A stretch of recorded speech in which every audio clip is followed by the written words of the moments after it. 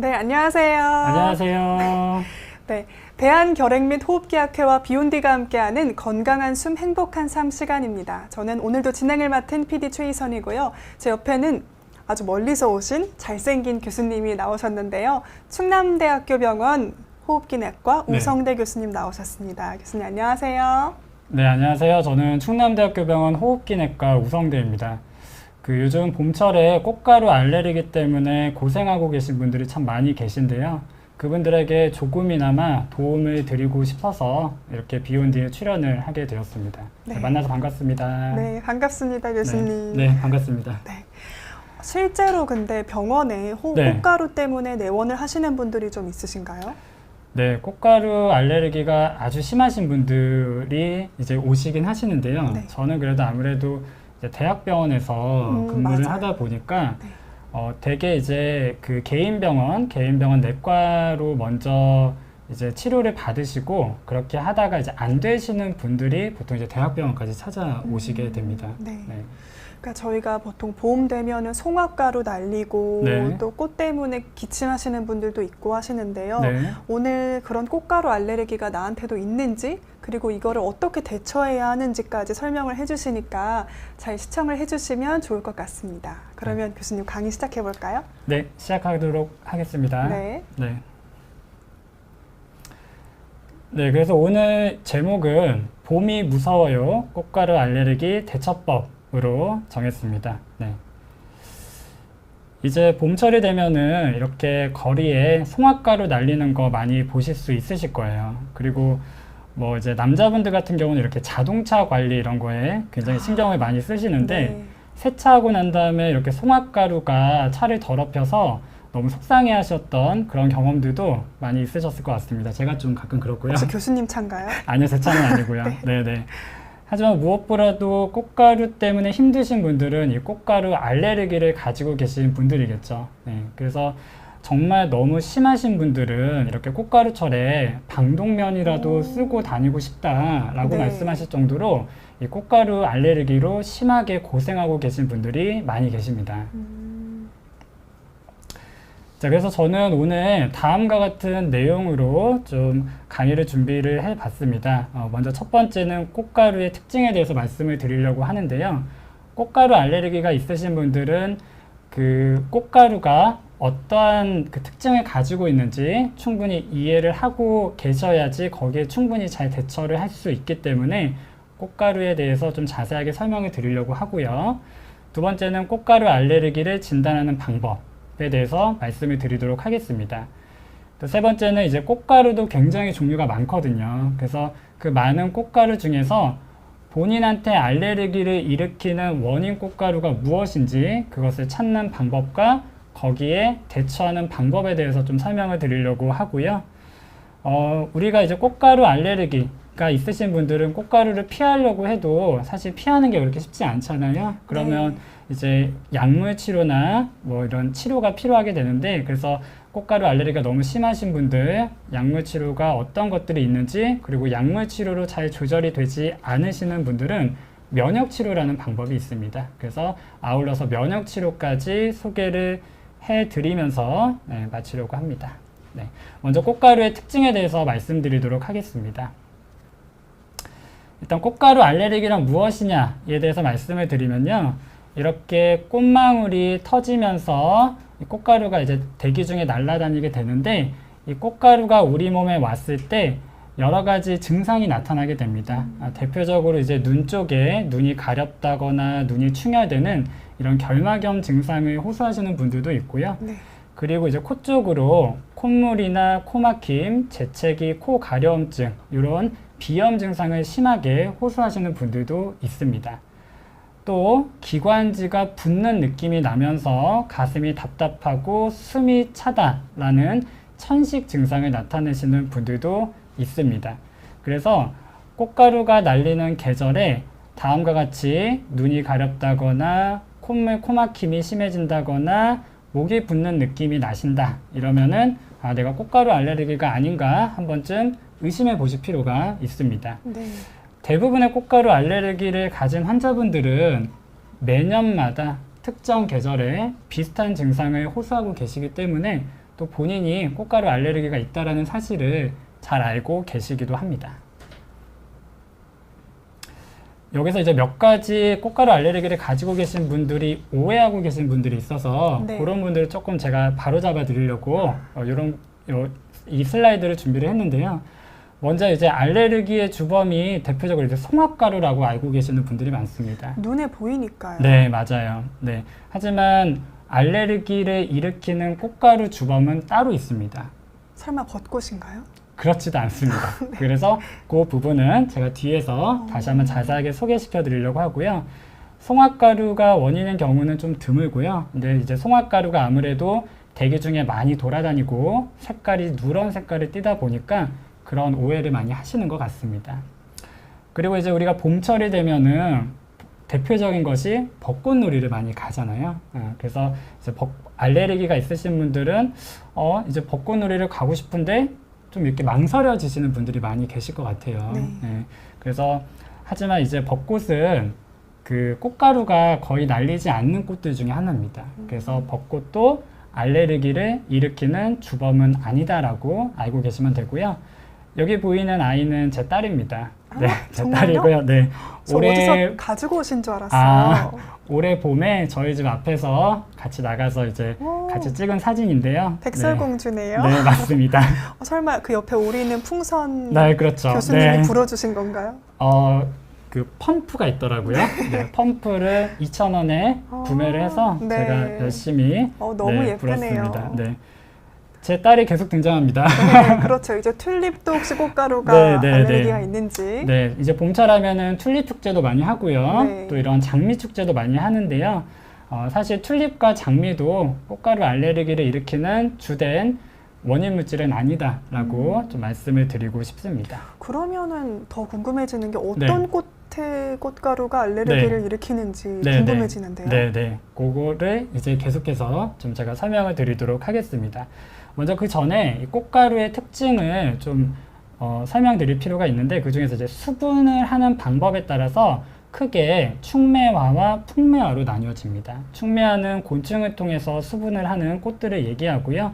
이런 꽃들의 경우에는 꽃가루 생산량이 적고 무겁기 때문에 공기 중에 잘 부유하지 않아서 알레르기에 큰 영향을 미치지가 않습니다. 하지만 풍매화 같은 경우가 꽃가루가 작고 가볍고 생산량이 많아서 공기 중에 굉장히 널리 분산이 돼서 이러한 풍매화 종류의 꽃들이 알레르기를 일으키는 주범이 되곤 합니다. 계속해서 설명을 드릴까요? 네, 우리나라는 온대지방에 있잖아요. 그래서 계절마다 대기 중에 날아다니는 꽃가루의 종류가 상당히 다릅니다. 네, 그래서 봄철 꽃가루 알레르기가 있으신 분들은 보통 나무 꽃가루 때문에 알레르기가 일어난다라고 생각하시면 되고요. 그 중에 대표적인 꽃이 참나무, 오리나무, 자작나무 꽃입니다. 이런 꽃들은 보통 3월에서 5월에 걸쳐서 대기 중에 많이 날아다니게 됩니다. 반면에 가을철에 알레르기를 일으키는 꽃가루들이 있는데요. 이런 것들은 이제 잡초 꽃가루가 여기에 속하고요. 대표적으로 쑥, 돼지풀, 환삼덩굴이 있습니다. 얘네들은 8월에서 10월에 걸쳐서 대기 중에 많이 날아다니게 됩니다. 지금 보시는 것처럼 이런 지금 보여드린 참나무, 오리나무, 자작나무, 쑥, 돼지풀, 환삼덩굴 이런 꽃가루들이 알레르기를 일으키는 주범이다 라고 생각하시면 되고요. 처음에 들었을 때 굉장히 이 꽃가루 이름이 낯설게 생각이 드실 수도 있어요. 네. 근데 제가 굳이 이렇게 콕콕 집어서 말씀을 드리는 이유는 나중에 본인이 이제 검사를 통해서 내가 이 중에서 어떤 꽃가루에 알러지가 있는지 그 원인 꽃가루를 찾을 수가 있거든요. 그렇기 때문에 이 꽃가루 이름이 좀 생소하다고 하더라도 꼭 기억하고 계시는 게 중요합니다. 알겠습니다. 네. 참나무, 오리나무, 자작나무, 그리고 가을에는 쑥, 돼지풀, 환삼덩굴이요. 네. 우리 PD님이 교수님 유튜브도 있다고 방문과 구독 부탁드린다고 올리셨는데요. 네. 알겠습니다. 자, 그래서 이제 각 지역마다 월별로 이 꽃가루가 대기 중에 어떻게 날아다니는, 얼마나 대기 중에 농도가 있는지 그 월별 분포를 보여주는 표가 있는데요. 이 나무 꽃가루 같은 경우는 보통 이렇게 보시는 것처럼 4월과 5월경에 거의 절정을 이루게 되고요. 그리고 아까 보여드린 잡초 꽃가루들, 쑥이나 돼지풀이나 환삼동굴 같은 경우는 8월, 9월, 10월 이때에 절정기에 이르게 되는 것을 연구 결과를 통해서도 이미 입증이 된 내용입니다. 그래서 이런 나무 꽃가루와 잡초 꽃가루를 포함해서 이제 모든 꽃가루의 월별 분포를 이렇게 보면요. 이 4월과 5월, 봄철에 특히나 대기 중에 꽃가루가 많이 날아다니는 것을 볼 수가 있고요. 또 이제 가을철에 특히나 이제 8월 정도, 이때 이제 꽃가루가 많이 날아다니는 것을 확인하실 수가 있습니다. 그래서 이 꽃가루 달력이라는 게 있습니다. 꽃가루 달력이라는 게 있어서요. 제가 가장 대표적인 지역은 이제 서울 지역의 꽃가루 달력을 가지고 와 봤습니다. 그래서 월별로 해서 어느 시기에 꽃가루가 많이 날리는지 조금부터 매우 많음으로 색깔별로 이렇게 표시가 되어 있고요. 왼쪽에는 각각 꽃가루의 종류가 나와 있습니다. 그래서 위에 있는 나무 꽃가루를 보시면은 보통 3월부터 5월경에 그 농도가 많다라는 걸 확인하실 수가 있고요. 잡초 꽃가루를 보시면은 8월부터 10월까지 주로 분포하는 것을 볼 수가 있습니다. 그리고 제가 앞서 말씀은 안 드렸는데 잔디 꽃가루라는 것이 있습니다. 근데 이거는 잔디요? 네, 잔디도 꽃가루를 날리는데요. 이 잔디 꽃가루 같은 경우는 우리나라에서는 그렇게 흔하진 않고 보통 이제 미국이나 유럽 쪽에서 주로 일으키는 그런 꽃가루 원인 물질로 알려져 있고요. 우리나라 같은 경우는 4월에서 11월까지 그냥 피크가 없이 잔잔하게 낮은 농도로 대기 중에 날아다니는 것으로 그렇게 보고가 되고 있습니다. 네. 그래서 이렇게 지역별로 꽃가루 달력이 나와 있는데요. 이런 꽃가루 달력은 국립기상과학원 홈페이지에 가시면은 확인하실 수가 있습니다. 그래서 우리나라의 각 지역별로 대표적인 대도시들이 있잖아요. 그래서 그런 식으로 이제 클릭을 하면은 각 지역별로 꽃가루 달력을 보실 수 있어서 이런 것들을 참고하시면 좋을 것 같습니다. 그래서 뭐 제가 사는 대전 지역의 경우에는 보시는 것처럼 4월경에 특히나 이제 참나무의 대기 중 농도가 올라가는 것을 확인을 할 수가 있는데요. 이런 식으로 지역별로 약간씩 차이가 있기 때문에 꼭 그 지역에 사시는 분들 요 달력을 확인하시는 것을 권유드립니다. 이런 꽃가루 달력뿐만이 아니고 오늘의 꽃가루 지수 또한 확인하실 수가 있습니다. 그래서 기상청 홈페이지에 들어가시면요. 내일과 모레 글피까지 이렇게 3일 정도의 꽃가루 지수 예보가 이렇게 실리기 때문에 이것을 확인하셔서 만약에 외출 계획이 있으시다면 참고하시면 많은 도움이 되실 것 같습니다. 그래서 이렇게 각 지역별로 지도로 나와 있고요. 단계는 4단계로 나와 있습니다. 그래서 매우 높음부터 낮음까지 단계가 나와 있어서 각 지역별로 확인을 하실 수가 있고요. 종류는 참나무, 소나무, 잡초류 이렇게 확인을 하실 수가 있습니다. 네. 그래서 이 홈페이지에 들어가 보면요. 각각 단계별로 어떻게 대응을 해야 되는지 그 요령도 아주 자세하게 설명이 되어 있으니까요. 이거를 참고하시면 많은 도움이 될 것이라고 생각합니다. 근데 그 네. 꽃가루에서 주의할 게 참나무라고 말씀을 해주셨잖아요. 네네. 그러면 소나무 꽃가루, 그러니까 송화가루가 높은 수준으로 있을 때는 대부분은 큰 걱정을 하지 않아도 괜찮나요? 그거는 이제 검사를 해서 내가 소나무 꽃가루에 감작이 되어 있는지, 그러니까 내가 나의 원인 꽃가루 물질이 소나무인지를 네. 확인을 하셔야 되고요. 네. 그렇지 않다면 내가 소나무 꽃가루에 알러지가 없다면은 굳이 뭐 그렇게 피하려고 노력을 안 하셔도 되고요. 그리고 여기서 이제 소나무 꽃가루도 이제 보고가 되고 있는데 워낙 아까는 이제 송화가루가 큰 원인이 아니라고 말씀을 드렸잖아요. 네. 그 이유는 뭐냐면은 여기 보시는 것처럼 오리나무, 자작나무, 계약나무는 알레르기 유발성이 굉장히 강한 꽃가루들입니다.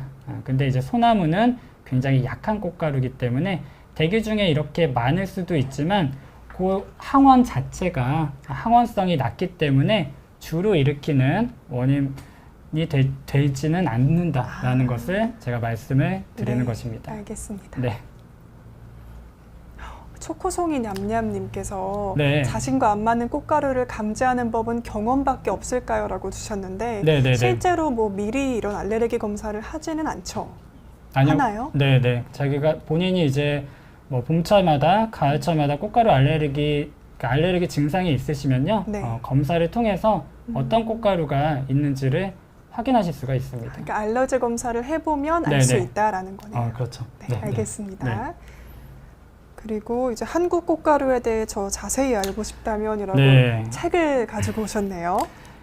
이 꽃가루가 워낙에 종류가 많습니다. 네. 그래서 제가 이 자리에서 그 우리나라에 있는 다양한 꽃가루에 대해서 다 소개시켜 드리기는 어렵고 굉장히 좋은 책이 있어서 혹시나 꽃가루에 대해서 더 알고 싶기를 원하시는 분은 이 책을 한번 읽어보시는 거를 권유드리고 싶어서 이렇게 가지고 왔습니다.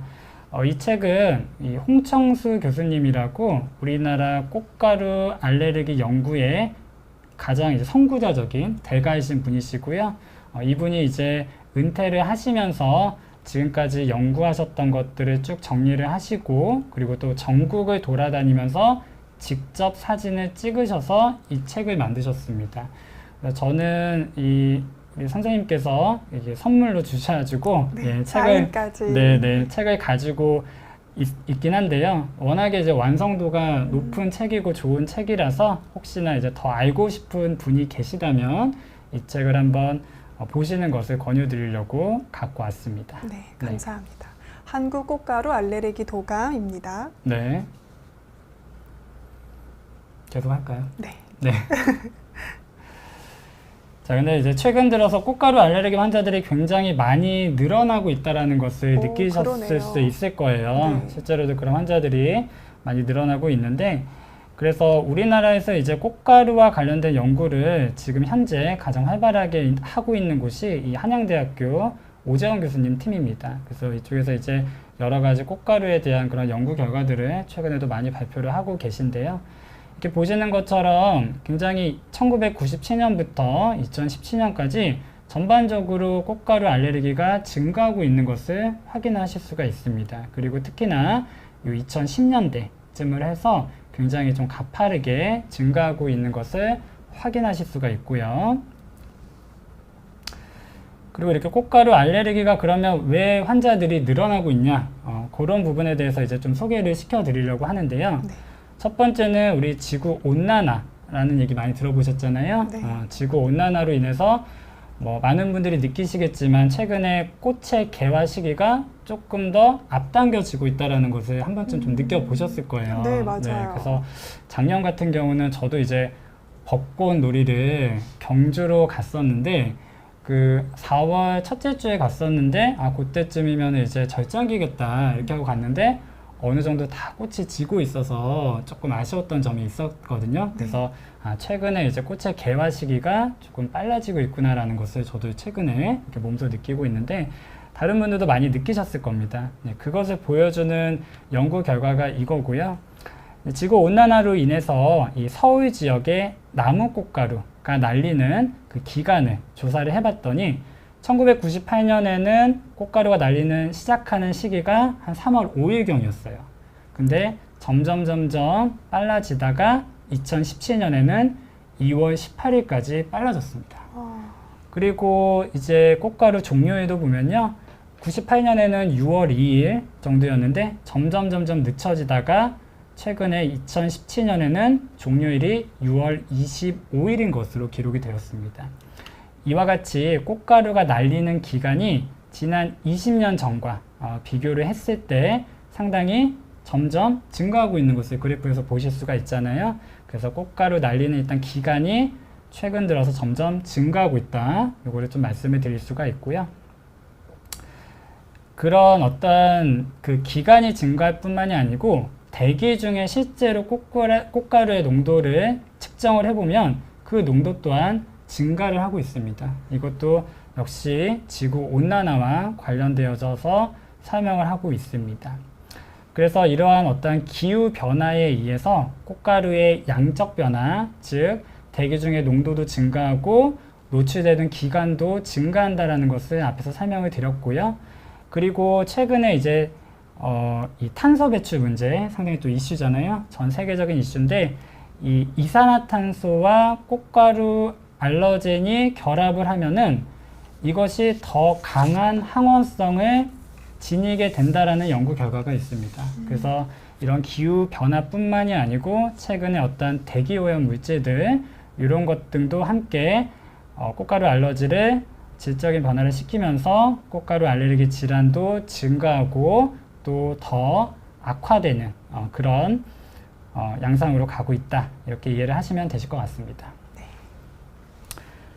다음은 이제 꽃가루 알레르기의 진단에 대해서 좀 설명을 드리도록 하겠습니다. 이제 이 꽃가루에 노출이 되면은 각 부위별로 증상이 발생을 하게 됩니다. 그래서 가장 먼저 이제 눈 쪽에 증상이 발생을 할 수가 있는데요.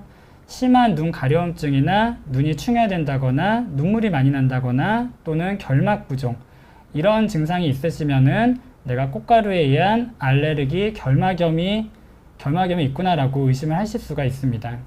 그리고 많은 환자분들이 이제 코 쪽으로 증상을 많이 호소하시는데요. 맑은 콧물이나 재채기, 코 가려움증, 코 막힘 이렇게 꽃가루 시즌에 꽃가루에 노출될 때 이와 같은 증상이 더 심해지신다면 꽃가루에 의한 알레르기 비염이 있다라는 것을 의심하실 수가 있습니다. 생각하실 수가 있고요. 근데 이런 알레르기 비염 같은 것이 증상이 굉장히 좀 오래 지속되고 심하게 오는 경우에는 이런 합병증 같은 것 등이 발생을 하기도 합니다. 뭐 중이염이나 부비동염, 인후두염까지 생기기도 하는데요. 쉽게 생각해서 우리가 이제 귀와 코와 목이 이렇게 연결되어 있는 거, 요거를 이해하시면은 이런 합병증이 생길 수 있다라는 것도 이해를 하실 수 있으실 것 같습니다. 또한 이제 꽃가루에 노출이 되게 되면은 이 꽃가루의 자극에 의해서 기관지가 좁아지는 그런 증상이 나타나기도 합니다. 이거를 이제 천식 증상이라고 하는데요. 기관지가 좁아지면서 환자분들이 기침을 한다거나 가슴이 답답하다거나 숨이 차다거나 아니면 숨 쉴 때 쌕쌕거리는 소리를 경험하시기도 합니다. 그래서 꽃가루에 의해서 기관지 쪽에 자극이 돼서 알레르기 천식을 일으킬 수 있다라는 것도 반드시 꼭 기억을 하셔야 되는 게 사실 기관지는 굉장히 우리가 이제 숨을 쉬는 산소와 이산화탄소가 지나다니는 중요한 통로잖아요. 네. 그래서 이런 기관지에 문제가 생기면은 또 위험한 상황이 발생을 하실 수도 있기 때문에 이런 알레르기성 천식 증상이 있으신 분들은 반드시 병원에 내원을 하셔서 전문의 진료를 받으시는 것을 권해드립니다. 또한 이제 꽃가루의 노출에 의해서 피부 증상, 피부가 가렵다거나 피부 발진이 생기는 그런 피부염 증상을 호소하시는 분들이 있습니다. 이런 분들 같은 경우는 일단은 알레르기 성향을 가지신 분들 같은 경우에는 꽃가루와 접촉된 부위가 붉게 변하고 가려움증이 동반되고 심한 경우에는 전신에 두드러기가 발생하게 됩니다. 꼭 이 알레르기 성향이 없는 사람이라고 하더라도 이 꽃이나 꽃가루 자체가 피부에 자극을 줘서 자극성 피부염을 일으키는 경우도 있습니다. 그래서 지금까지 설명드린 이와 같은 증상이 있으시는 분들, 특히나 이렇게 꽃가루가 날리는 시즌에 이런 증상이 심해지시는 분들은 반드시 전문의의 진료와 진찰을 받으시고요. 필요한 경우에는 피부 반응 검사라든가 혈액 검사와 같은 이런 전문적인 검사를 받으시는 것을 권유드리고 있습니다. 그냥 일반 내과에 가서 검사를 받을 수 있나요? 그 관련된 전문의를 찾아가셔야 되고요. 이런 검사들은 보통 이비인후과나 알레르기 내과나 그런 전문의가 있는 병원에서 검사를 시행하고 있으니까요. 잘 알아보시고 가셔야 되실 것 같습니다. 네. 피부 반응 검사, 요 알레르기 혈액 검사는 좀 특수한 검사라서요. 좀 잘 알아보시고 가시는 게 필요하실 것 같습니다. 네. 계속 할까요? 네. 계속 하겠습니다. 자, 그래서 앞서서 계속 설명을 드렸는데요.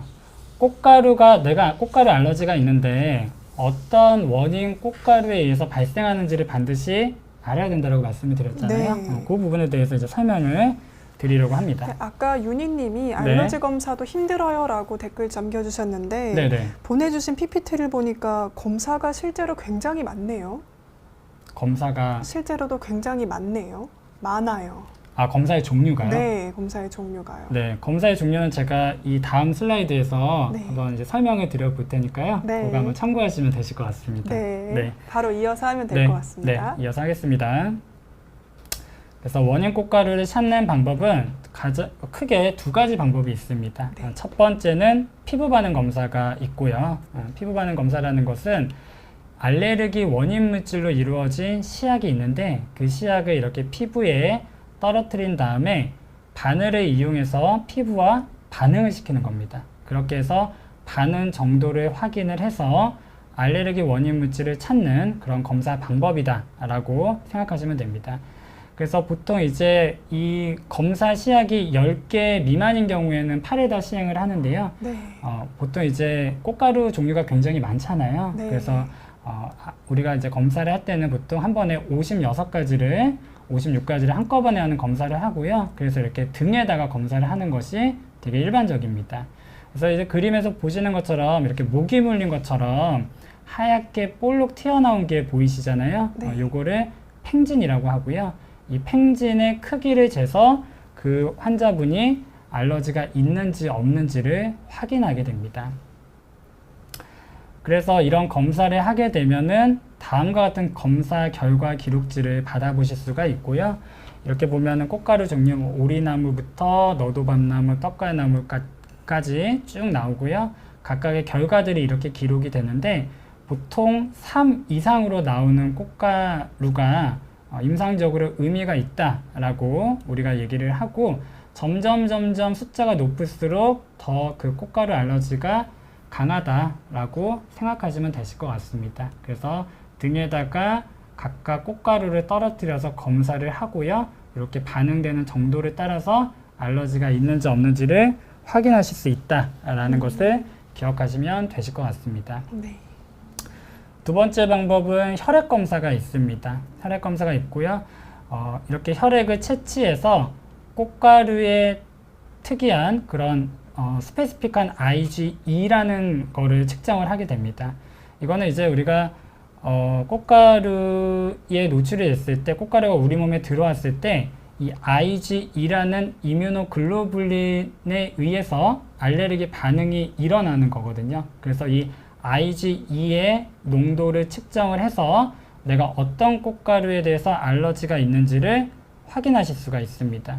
그래서 여기 이렇게 검사 결과지를 보면요. 버치라는 꽃가루, 오크, 레그위드, 머그와트, 티모시라는 꽃가루에 대해서 검사 결과 수치가 나오게 되고요. 이 수치를 통해서 어떤 꽃가루에 알러지가 있는지 또 어떤 꽃가루에 강한 알러지가 있는지를 확인하실 수가 있습니다. 아마 알러지가 있으신 분들은 이러한 검사들을 많이 해보셨을 거예요. 네. 개인 병원에서 많이 하고 있고요. 마스트라는 검사입니다. 마스트라는 검사고 제가 앞에서 소개시켜드린 피부 반응 검사나 지금 방금 소개시켜드린 스페시픽한 IgE를 측정하는 방법, 그거에 두 가지 장점을 모두 가지고 있는 검사이기는 합니다. 하지만 정확도가 떨어집니다. 그래요? 네, 정확도가 떨어져가지고요. 사실 요거를 완전히 신뢰하기는 어렵고요. 참고만 하셔야 되고 여기에서 어떤 특정한 물질이 나오면은 다시 좀 전에 말씀드린 요 이뮤노캡이라는 스페시픽 IgE를 측정하는 요 검사 방법 이거를 다시 한번 해보시는 거를 권유드리고 있습니다. 네. 그래서 이제 꽃가루 알레르기 원인 꽃가루를 찾는 방법은 크게 두 가지가 있다라는 부분을 말씀을 드렸고요. 네. 첫 번째 피부 반응 검사, 두 번째 혈액 검사, 스페시픽 IgE를 측정하는 혈액 검사 이렇게 두 가지 방법이 있습니다. 각각의 검사가 장단점이 있어요. 장단점이 있기 때문에 그 장단점에 대해서 좀 말씀을 드리려고 하는데요. 일단 피부 반응 검사는 아까 보신 것처럼 56가지 종류의 알러젠을 한꺼번에 검사를 합니다. 물론 거기에는 꽃가루도 포함이 되어 있지만 진먼지 진드기나 여러 가지 음식이나 곰팡이 이런 물질에 대해서 함께 검사를 시행을 하고 있거든요. 그래서 한 번에 여러 개의 알러젠을 검사할 수 있다는 장점이 있습니다.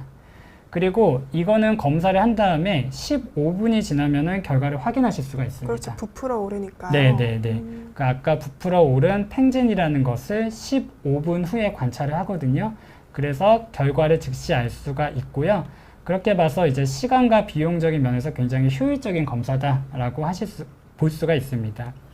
하지만 이 검사의 단점은요, 특정한 약을 먹고 있으면은 검사를 시행하실 수가 없습니다. 네. 예를 들어서 항히스타민제라든가 스테로이드제라든가 우울증 약 중에서도 일부 약들은 이 검사 결과에 영향을 미치는 것으로 보고가 되고 있어서요.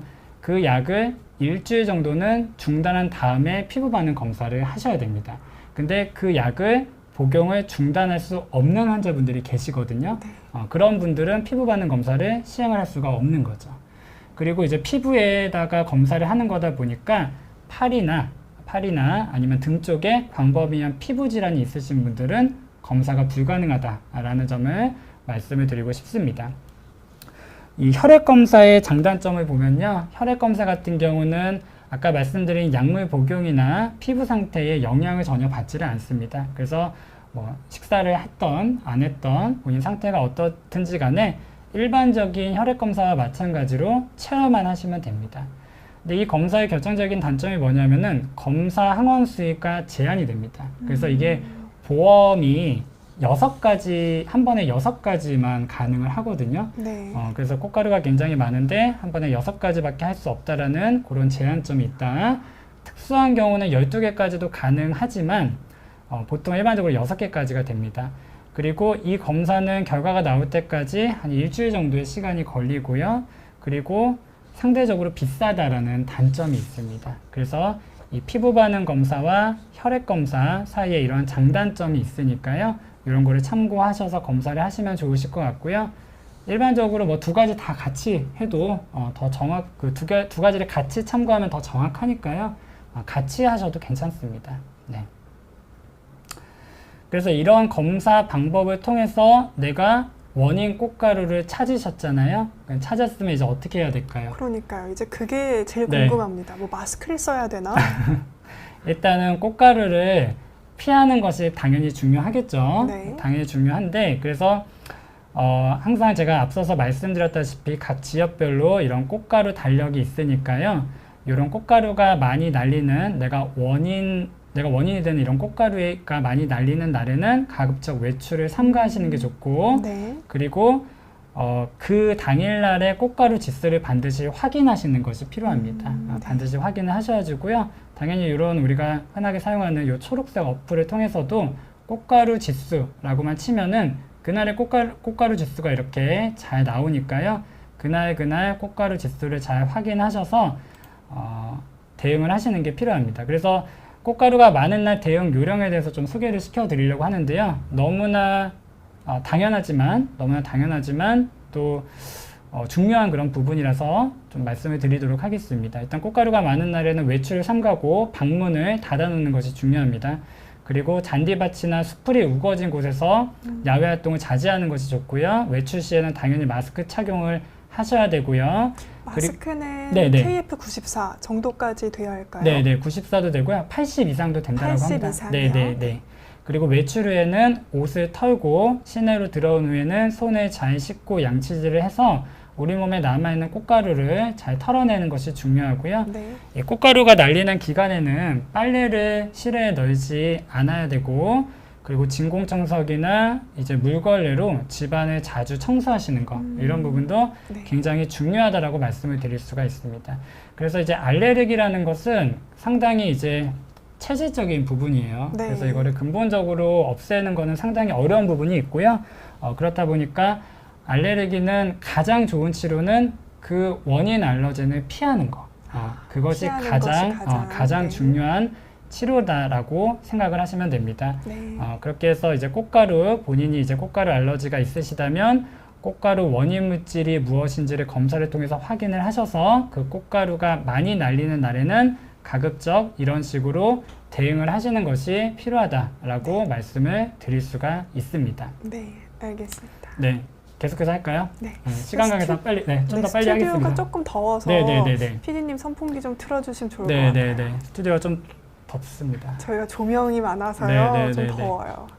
그 다음이 이제 꽃가루 알레르기 약물 치료인데요. 네네네. 실제로 꽃가루가 많이 날릴 때는 마스크를 껴도 약을 먹어야 하나요? 네, 그거에 대해서 이제 말씀을 드리려고 하는데요. 네. 당연히 이제 꽃가루가 많은 날에 꽃가루를 피해야 되겠죠. 근데 그렇죠. 사실 일단은 현실적으로 피하고요. 그런 게 상당히 어렵잖아요. 네. 이제 봄철 날씨가 좋은데 그렇다고 집안에만 있을 수도 없고, 맞아요. 네, 그리고 이제 젊으신 분들 같은 경우는 이제 사회활동 같은 것도 또 네. 하셔야 되고 그러다 보니까 밖에 안 나갈 수도 없고 합니다. 그래서 이제 현실적으로 꽃가루를 피하기가 어렵습니다. 네. 그래서 꽃가루를 이제 접하게 되면은 증상이 발생을 하게 되는데 그러한 경우에 어떻게 치료를 하는 것이 좋은지 그 치료 방법에 대해서 좀 설명을 드리려고 합니다. 이게 50분까지죠? 네, 저희가 50분까지입니다. 네, 그 안에 끝내도록 하겠습니다. 네. 아직 4시간 있으니까요. 네네네. 이제 또 중요한 내용이니까. 네, 이제부터 중요한 내용인데요. 여기에 대해서 이제 설명을 드리도록 하겠습니다. 일단 꽃가루 알레르기 약물 치료의 가장 기본이 제가 보여드리는 이 그림입니다. 먼저 항히스타민제라는 약이 있습니다. 이 약은 알레르기 질환을 가지고 계신 분이라면 한 번쯤 복용을 해 보셨을 것이라고 생각을 합니다. 네. 의사의 처방을 통해서도 약을 받을 수도 있고 약국에서도 쉽게 구매할 수 있는 그런 약이니까 상당히 접근성이 좋은 약 중에 하나입니다. 그래서 이런 눈 증상, 코 증상, 기관지 증상, 피부 증상 이런 증상들이 다양하게 있으신 분들은 항히스타민제를 우선적으로 복용할 것을 권유를 드리고 있습니다. 이 항히스타민제는 먹는 약이잖아요. 네. 먹어서 전신에 흡수가 되기 때문에 모든 부위에 효과를 발휘할 수가 있습니다. 그래서 항히스타민제를 우선적으로 복용하도록 설명을 드리고 있고요. 근데 이런 항히스타민제를 복용함에도 불구하고 증상이 계속 이렇게 심하신 분들, 남아있으신 분들이 있습니다. 그러면 그 부위에 따라서 적절한 약을 사용하는 이 국소치료제를 하시는 것을 권유를 드리고 있습니다. 그래서 눈 증상이 심하신 분들은 점안액을 사용을 하고요. 코 증상이 심하신 분들은 코에 뿌리는 스프레이를 사용을 하고요. 기관지 증상이 있으신 분들은 흡입기라는 이 치료제를 사용을 하고요. 피부염이 심하신 분들은 바르는 스테로이드제, 로션을 발라서 여기에다가 국소치료제를 더하는 치료 방법, 이것이 꽃가루 알레르기의 가장 기본적인 약물 치료 방법이다 라고 설명을 드릴 수가 있습니다.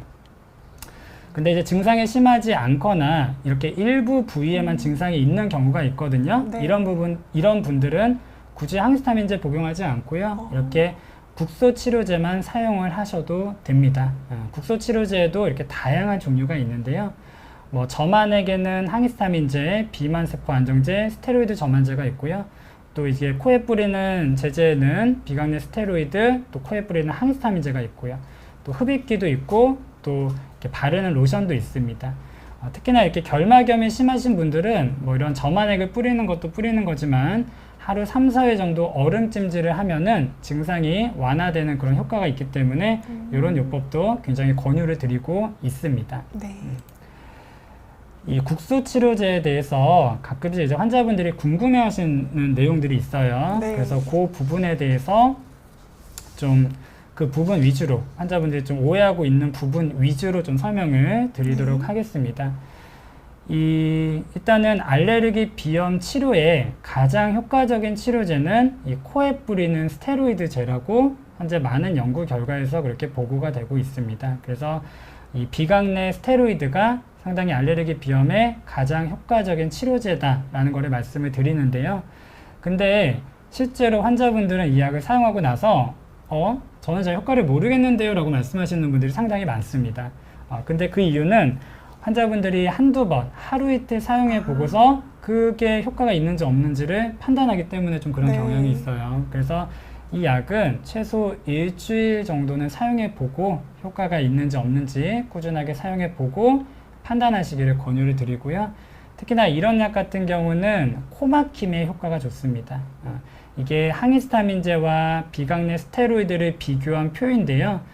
이게 그 재채기, 가려움증, 코막힘, 콧물, 눈 증상을 서로 비교를 했을 때 특히나 코막힘 증상의 비강내 스테로이드가 효과가 네, 좋기 때문에 이런 코막힘 증상이 심하신 분들 같은 경우는 비강내 스테로이드를 좀 사용해 보실 것을 권유드리고요. 이게 스테로이드 제제가 들어있기 때문에 환자분들이 많이 스테로이드인데 이렇게 사용을 해도 되냐. 네. 우리나라 사람들은 이렇게 또 스테로이드에 대한 어떤 걱정 그리고 거부감 이런 것 등을 좀 많이 가지고 계십니다. 근데 이 비강내 스테로이드 같은 경우는 전신에 흡수가 되는 양은 거의 없고요. 네. 코 안에만 작용을 하기 때문에 안심하셔도 된다라고 말씀을 드릴 수가 있고요. 실제로 연구 결과를 보면은 이 비강내 스테로이드를 1년 정도 사용을 해도 소아의 체중, 신장에 영향을 미치지 않았고 시상하부 뇌하수체 축에도 영향을 미치지 않았다라는 연구 결과가 있습니다. 그래서 1년까지는 안심하고 사용하셔도 된다라고. 1년까지는요? 네. 네. 그 이후에 뭐 10년, 5년 이런 연구 결과는 좀 찾아보기는 아직 좀 어렵습니다. 네, 그래서 알겠습니다. 네, 1년까지는 사용할 수 있다라고 말씀을 드리고요. 네. 근데 코에 뿌리는 제제다 보니까 코에 뿌린 다음에 어떤 자극 증상이나 자결감이나 코피 같은 게 나오시는 분들이 있어서 이런 부작용이 있다라는 것은 꼭 참고를 하셨으면 좋겠습니다. 기관지 증상이 있으시는 분들 같은 경우에는 이 흡입기라는 약을 사용하시기를 권유드리고요. 네. 이 흡입기에는 스테로이드 제제도 들어있고 기관지 확장제 성분도 들어있습니다. 그래서 어떤 약을 사용할지는 의사 선생님의 진료를 받고 적절한 약을 처방받으시는 것이 필요하다고 생각이 듭니다. 개인적으로 일단은 꽃가루 철에만 만약에 이제 약을 사용하신다라고 하실 거면 이게 작용 시간이 빠른 약들이 있습니다. 이 앞에 있는 약들이 좀 작용 시간이 빠른데요. 저는 보통 이런 약들을 좀 주로 처방을 하고 있고요. 매일마다 약을 사용한다 그럴 경우에는 어떤 흡입제를 사용하셔도 크게 상관은 없다라는 걸 말씀을 드립니다. 자, 앞서 항히스타민제가 가장 중요한 치료제라고 말씀을 드렸는데요. 이 항히스타민제의 종류에는 크게 두 가지로 나뉠 수가 있습니다. 그래서 항히스타민제는 1세대 항히스타민제와 2세대 항히스타민제로 나눌 수가 있고요. 1세대 항히스타민제 같은 경우는 뇌혈관 투과성이 50에서 90% 정도 되기 때문에 졸림이나 피로감, 기억과 집중장애 등의 부작용이 상대적으로 높습니다. 반면 2세대 항히스타민제 같은 경우는 뇌혈관 투과성이 0에서 30% 정도이기 때문에 이러한 부작용이 상대적으로 낮습니다. 네. 그래서 알레르기 비염이 있으신 분들 같은 경우는 1세대보다는 2세대 항히스타민제를 사용하실 것을 권고드리고 있습니다. 네. 그러면 2세대 항히스타민제 중에서는 어떤 약이 좋은가라고 이제 가끔 물어보시는 분들이 있는데요. 사실 2세대 항히스타민제 중에서 특정 약이 더 효과가 좋다라는 연구 근거는 없습니다. 이것도 사람들마다 좀 차이가 있어서요. 효과는 일단은 다 비슷하다라고 보시면 됩니다. 다 비슷하다라고 보시면 되는데 만약에 본인이 지금 바로 이제 뭐 골프를 치러 나가신다거나 아니면 숲으로 소풍을 가야 된다거나 뭐 그런 경우에 내가 바로 외출하기 전에 바로 약을 복용해서 효과를 봐야 된다라고 하시는 분들 같은 경우는 가급적 작용 시간이 빠른 약을 사용하시는 것이 좋습니다. 네. 그래서 아래에 있는 약들은 작용 시간이 한 2시간에 이제 작용 시작이 2시간이고 실제로 이 약물의 피크 농도까지 올라가는 데는 한 대여섯 시간 정도 걸리거든요. 네. 그래서 가급적 이제 빠른 효과를 보시기를 원하시는 분들은 작용 시간이, 시작 시간이 빠른 이런 약들을 복용하시는 것을 권유드리고 있습니다. 근데 이 항히스타민제의 가장 큰 단점이 뭐냐면은 졸음입니다. 졸음. 이게 이제 젊으신 분들이 알레르기가 상당히 많으신데요. 특히 젊으신 분들 같은 경우는 뭐 낮에 이제 공부를 하시는 분들도 많이 있고 또 일상생활 활발하게 사회활동을 하셔야 되시는 분들이 많이 있는데요. 이 약을 먹고 효과는 좋은데 너무 졸려서 직장생활이나 학교생활을 하는데 너무 어렵다라고 하시는 분들이 또 많이 있습니다. 그래서 그런 것과 관련된 연구 결과가 있어서 좀 소개를 시켜드리려고 하는데요. 네. 이렇게 막대 그래프가 길게 나온 그러니까 졸음이 심한 약들이 아까 말씀드린 1세대 항히스타민제고요. 네. 그리고 조금 이제 그래프가 낮게 형성되는 그런 약제들이 다 2세대 항히스타민제입니다. 근데 여기서 주목할 만한 것이 좀 덜 졸린 그래프가 이제 굉장히 낮게 형성되는 이런 약들이 있잖아요. 네. 그 약을 말씀드리면 빌라스틴 그리고 팩소페나딘 이런 약들이 있습니다.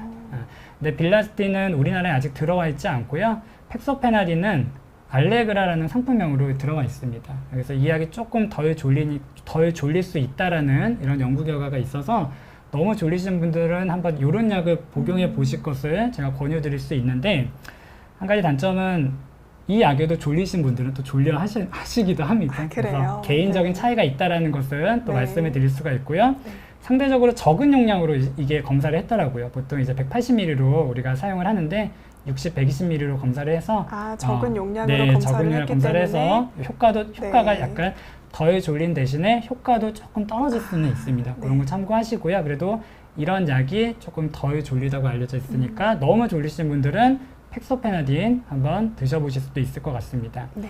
그러면 항히스타민제를 언제 먹어야 되냐, 이 부분이 가장 중요한데요. 그쵸. 네, 저는 이게 그 꽃가루 알레르기 때문에 일상생활에 지장을 주고 삶의 질이 정말 심하게 떨어지시는 분이라면 이 아까 말씀드린 꽃가루 달력을 보시고요. 본인이 원인 꽃가루를 보시고 이 꽃가루가 날리기 시작하는 2주 전부터 2주 전부터요? 네, 2주 전부터 아예 그냥 약을 복용을 시작하라라고 말씀을 드리고요. 네. 꽃가루 절정기가 끝나면 약을 중단하라고 설명을 드립니다. 네. 그래서 그냥 매일마다 이 기간에는 그 전부터 복용을 시작하시도록 말씀을 드리고 있습니다. 네. 그러면 환자분들이 많이 질문을 하십니다. 항히스타민제를 어떻게 매년마다 3, 4개월 정도 이렇게 긴 기간을 네. 먹어도 되나요? 라고 여쭤보시는데요. 저는 괜찮다라고 말씀을 드립니다. 괜찮나요? 네네. 항히스타민제는 안정성이 상당히 검증이 된 약이고요. 오랜 시간 동안 사용해 오면서 큰 부작용은 없고, 아까 말씀드린 입마름이나 뭐 이렇게 졸린 이런 증상들이 있고요. 그래서 복용을 하시라고 설명을 드립니다. 그러니까 아이도 괜찮은가요? 소아의 경우에도. 네, 소아의 경우에도 그 소아에 맞는 용량, 좀 적은 그 나이나 체중에 맞는 용량으로 복용을 하는 것을 권유드립니다. 네. 그래서 이제 의사들이 약을 처방할 때는 사실 부작용이 없는 약은 세상에 없습니다. 네. 모든 약은 부작용의 가능성을 가지고 있는데요. 의사들이 약을 처방할 때는 그 약을 먹음으로써 얻을 수 있는 이득과 그리고 그 약으로 인해서 해로울 수 있는 그런 어떤 위험도, 그거를 저울질해서 약을 처방을 하게 되거든요. 네. 근데 이렇게 증상이 심하신 분들 같은 경우는 이 약을 먹었을 때 얻을 수 있는 이득이 이 약으로 생길 수 있는 해로움보다 훨씬 크다라고 판단이 되기 때문에 모든 의사들은 이렇게 많은 의사들이 항히스타민제를 그 계절이 시작하기 2주 전부터 그냥 꾸준히 먹으라고 권유를 하고 있는 실정입니다. 네, 알겠습니다. 네, 시간 관계상 좀 빨리 할게요. 네. 죄송합니다. 아닙니다. 네. 많이 준비를 해주셨으니까. 네. 근데 이렇게 제가 기본적인 치료라고 했는데요. 항히스타민제와 국소 치료제를 사용함에도 불구하고 효과가 없을 수도 없는 있죠. 사람들이 있어요. 네. 네, 효과가 없는 사람들이 계속 있고, 비염이 있고. 네. 그리고 항히스타민제가 졸려서 또 먹지 못하시는 분들이 있습니다. 네. 이런 분들을 위해서 요즘 새롭게 나온 약이 있어서 소개를 네. 드리는데요. 졸레어라는 약이 있습니다. 이 졸레어는 알러지를 일으키는 IgE를 잡아내는 약입니다. 졸레어요? 네, 졸레어. 오말리주맙이라는 성분명인데요. 이 약을 사용하면은 IgE의 기능을 떨어뜨리기 때문에 알레르기 반응을 줄일 수가 있습니다. 네. 그래서 이 약의 장단점을 제가 좀 소개를 시켜드리면요. 이 약은 천식, 비염, 결막염, 두드러기 모든 알레르기 질환에 효과가 좋습니다. 네. 그리고 부작용이 적고 안전하고요. 한 번 맞으면 4주 정도 지속 효과가 합니다. 이런 장점이 있는데요. 하지만 단점은 이게 보험이 되지 않아서 비쌉니다. 얼마나 그래서 비싼가요? 한 바이알에 25만 원 정도 하고요. 네. 근데 한 바이알 가지고는 효과를 좀 발휘하기 어려워서 두 바이알은 좀 맞으시는 거를 권고를 드리고요. 그렇게 되면 두 바이알을 4주 간격으로 맞기 때문에 봄철에 한 100만 1년에 원에 한 3번 정도? 이 정도 맞는다고 생각하시면 되실 것 같습니다. 네. 오말리주맙이라 앞서 말씀드린 이런 약들은 작용 기전 자체가 전혀 다릅니다. 그래서 네. 너무 심하신 분들은요, 항히스타민제, 국소 치료제에다가 오말리주맙까지 또 합쳐서 같이 치료를 하실 수가 있습니다. 마지막으로 이렇게 약물 치료를 함에도 불구하고 효과가 없으시는 분들은 면역 치료라는 걸 해볼 수가 있고요. 네. 면역 치료라는 것은 내가 꽃가루 알러젠에 그 감작이 돼 있다. 그러니까 내가 그 꽃가루에 알러지가 있잖아요. 그러면 그 꽃가루를 일정한 시간 간격으로 환자에게 주는 겁니다. 아. 네. 꽃가루 알러지가 있는 사람한테 그 꽃가루를 계속 주는 거예요. 강하게 만드는 거네요. 네, 그래서 그렇게 약간 되면은 백신 같은 느낌이 네, 비슷합니다. 네, 그래서 면역학적인 관용을 유발해서 전반적인 증상을 완화시킬 수 있는 그런 효과를 누릴 수가 있는데요. 네. 근데 이제 3년에서 5년 이상 유지를 하셔야 됩니다. 치료 기간이 상당히 오래 걸리고요. 네. 처음에는 일주일에 한 번씩 병원에 내원을 하셨다가 그 다음에 한 달에 한 번씩 꾸준하게 내원을 하셔야 된다라는 그런 굉장히 많은 노력이 필요한 치료 방법이다라고 보실 수가 있고요. 그래서 앞에서 약물 치료로도 증상이 잘 조절되지 않는 경우, 그리고 약물 치료 자체를 굉장히 꺼려하시는 분들도 있고요. 부작용이 있으신 분들도 있습니다. 약물에 부작용이 있으면 그 약물을 오래 사용할 수가 없거든요. 그런 분들에게 면역 치료를 권유를 해드리고요. 이 면역 치료는 증상을 완화시키는 효과 있고요. 그리고 기존에 사용하던 이런 비강내 스테로이드나 항히스타민제 이런 약물 사용량을 현저하게 감소시킬 수가 있고요. 또 알레르기 체질 자체를 좀 변화를 시킬 수가 있습니다. 전반적인 내가 알레르기 체질을 좀 감소시키는 그게 그런 가장 큰 장점 네, 같습니다. 네, 체질 개선에 효과를 누릴 수 있기 때문에 다른 원인 알러젠에 대해서도 예방할 수 있고 치료할 수 있는 효과가 있고요. 비염에서 천식으로 진행하는 것을 예방할 수 있는 그런 효과도 네. 있습니다. 다시 또 말씀을 드리면요. 계속해서 이렇게 설명을 드렸는데요. 이렇게 면역 치료도 오말리주맙이나 항히스타민제, 국소치료제랑 또 다른 치료거든요. 그래서 네. 정말 심하신 분들은 다 같이 하시는 분들도 있습니다. 다 같이요. 다 같이 할 수도 있고요. 증상이 많이 심해서 네, 일상생활에 불편이 있을 경우에는요. 네네. 그래서 이런 치료에 대해 설명을 드렸고요. 네. 자, 마지막 정리하는 슬라이드입니다. 네. 그래서 꽃가루 알러지가 있으신 분들은 이런 피부 반응 검사를 통해서 원인 꽃가루를 찾는 것이 굉장히 중요하다는 거고요. 꽃가루 달력이랑 오늘의 꽃가루 지수를 확인해서 꽃가루가 많은 날에는 가급적 외출을 삼가시는 게 중요하고요. 네. 꽃가루를 피할 수 없다면 치료를 해야 되는데 가장 기본적인 치료는 항히스타민제 그리고 각 부위에 맞는 국소치료제가 있고요. 이렇게 해서 치료가 안 되면은 요즘 새롭게 나온 오말리주맙이라는 생물학적 제제 사용해 볼 수 있고, 그리고 체질 개선을 위한 면역 치료 해볼 수 있다. 이렇게 말씀을 드리면서 정리를 하려고 합니다. 네, 네. 감사합니다. 네네. 또 긴 시간 동안 이렇게 라이브 쭉 해주셨는데요. 마지막 슬라이드가 너무 귀여워요. 그거 한번 띄워주시고 오늘 방송해주신 소감 한 말씀만 해주시거나 혹은 이제 오늘 시청해주신 시청자분들께 한마디 해주시고 마무리하면 좋을 것 같습니다. 네네네네. 그래서 이제 꽃가루 알레르기 때문에 정말로 많이 힘들어하시는 분들을 주변에서 많이 뵙고 있습니다. 네. 그래서 가능한 이제 그분들에게 뭐 조금이나마 도움이 됐으면 하는 마음에서 이제 강의 슬라이드를 좀 제작해 봤고요. 네. 그래서 너무 이제 꽃가루 알레르기를 방치하시는 분들이 많이 계세요. 그냥 이번 계절이 지나가면은 괜찮아지겠지, 그러면서. 뭐 언젠간 괜찮아지겠지 이렇게 생각하시는 분들이 많이 계신데요. 너무 방치하지 마시고요. 적극적인 치료와 이런 생활 습관을, 그러니까 그 꽃가루 지수를 확인하고 그런 생활 요령, 대응 요령 같은 거는 충분히 숙지를 하신다면 꽃가루 알레르기 충분히 극복할 수 있다라고 제가 자신 있게 말씀드릴 수가 있습니다. 네, 감사합니다. 네네네. 네, 그럼 지금까지 충남대병원 호흡기내과 우성대 교수님과 함께 꽃가루 알레르기에 대해서 알아보았는데요. 긴 시간 동안 또 시청해주신 시청자분들 너무 감사드리고요. 또 강의해주신 교수님 너무 감사드립니다. 네, 감사합니다. 네, 그럼 네. 여기서 라이브 마무리하겠습니다. 감사합니다. 감사합니다.